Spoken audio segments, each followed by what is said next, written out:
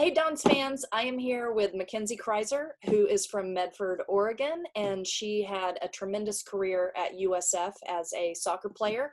I mean, Mac, just looking at some of these awards, 2011 WCC All-Freshman Team, 2012 All-WCC Second Team. You were an All-Academic Team, 2012, 13, 14. You finished your career with 20 goals, 6th all-time at USF, 46 points, 7th all time, and 10 game-winning goals. I was there for a lot of them. You graduated a kinesiology major. And then I remember following your career going to Cal State Northridge. You got your nursing degree there.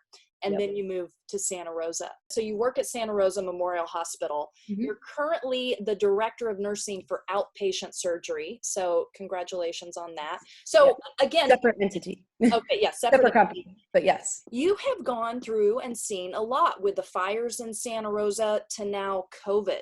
So just kind of take me through kind of the situation before we called it a pandemic. It was in the news, and then it was kind of that we knew about it, and that people were, should we be wearing masks at work? It was kind of like these questions floating around. What can we do? What should we do? But we were getting no official word from management, from government leaders. We got the shelter in place order on March 10th, I want to say, or something around there for Sonoma County.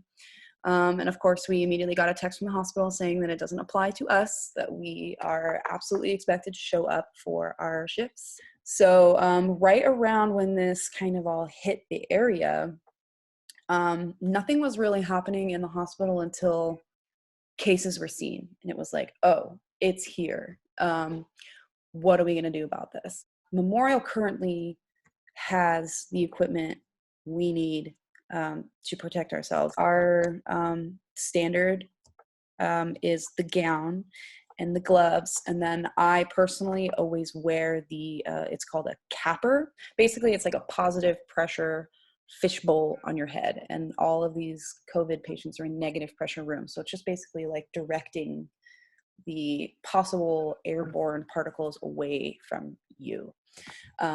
So you have two options. You can wear that respirator, or you can wear what's called the N95 mask respirator. So, I mean, we had all that at the hospital beforehand.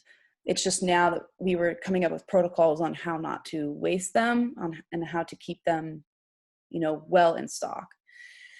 And I think the hospital was trying to prepare for that by, stating that, okay, if you wear the N95 mask, which means it means it's 95% effective against airborne particles, but the capper is 99% effective, so that's why I like to wear that one. And plus, it's much easier to breathe in, and it doesn't put bruises on your face, because the N95s obviously have to have a very tight seal around your airways, so they can hurt, and they're very hard to have a conversation with the patient in. First, because the patient can't see your mouth, they can't see, you figure out, actually understanding what a person is saying is a lot about looking at their face. So communication is easier with patients with a capper, so you can see the whole face. I think right now we're very lucky to have what we have, and the Santa Rosa community has been unbelievable in donating tons of gear for us, which we're now allowed to, the hospital is allowed to take and use. Companies are 3D printing face shields, which is great.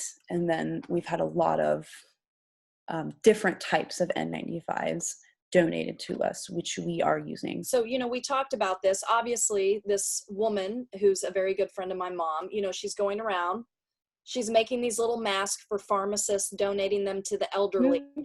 Your thoughts on, should we wear this, and gloves? People are in a panic. They want to wear gloves to the store.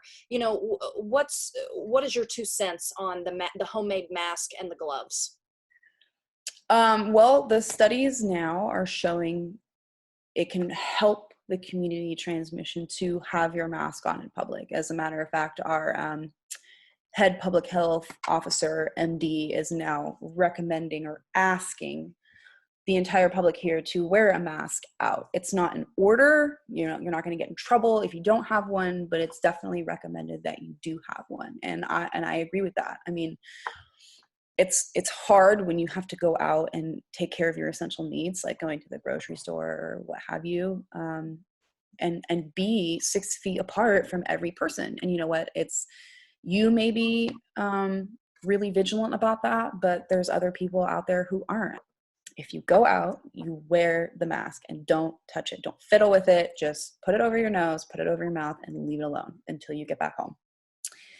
The glove thing is interesting. I would not wear gloves in public. It's just way easier to wash your hands.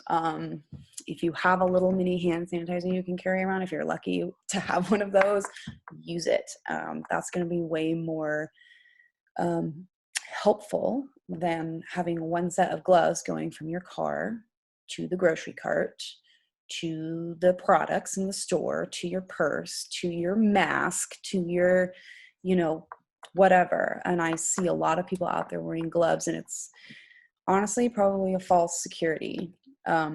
It's way better to sanitize and just wash your hands. You know, on social, there's just this huge outpouring of people showing appreciation for nurses, whether it's clapping from their homes or, you know, just wonderful things. What kind of acts of kindness have you seen? Well, we've seen some great support from the community, and it is really heartwarming to see. Just knowing that you know, people are behind you really helps keep you going. You know, it's as you said before, Santa Rosa's been through a lot, so we're, you know, frontline workers are not a stranger to this community's kindness, and I just think that up here, it's just one thing after another. So I know some nurses in New York aren't going home because of fear they're spreading it to their family members. I'm not quite there yet. I know there are some nurses here in this area who I think are trying to just stay at work or stay in a hotel. And I know that hotels around here are either discounting prices or letting healthcare workers stay for free.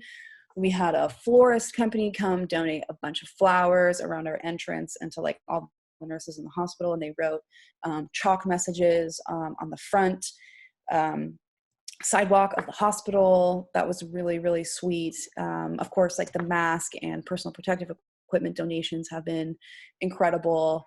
There are certain restaurants, eateries. The first one off the top of my head is Krispy Kreme on Mondays lets healthcare worker come and just pick up a dozen donuts for free to take to work. That kind of thing. So it's been great. Yeah. And, you know, I think one of the biggest things that we're dealing with is not so much COVID, but the fear of the unknown. I mean, I think it's really the fear that we're battling. Is Absolutely. one thing that you can just assure people, or, you know, some advice that you could leave them with? I mean, when it comes down to it, there's more love and hope than there is fear and hate and evil. And I think that it's always going to turn out for the better. Humanity will always come together and help each other. And as long as we do that, we're going to get through this pandemic. So just hang in there and follow directions and, you know, just do everything within reason. But wash those hands till your skin falls off. Buy some hand lotion. And don't wear gloves. Yes, do not wear gloves. Please do not wear gloves. Well, Mac, thank you so much for all that you do for our community. And I'm so glad you got to spend some time with me. Yes. It's so good to see you again. I miss all my Dons family. Shout out USF Dons Women's Soccer. Love you guys.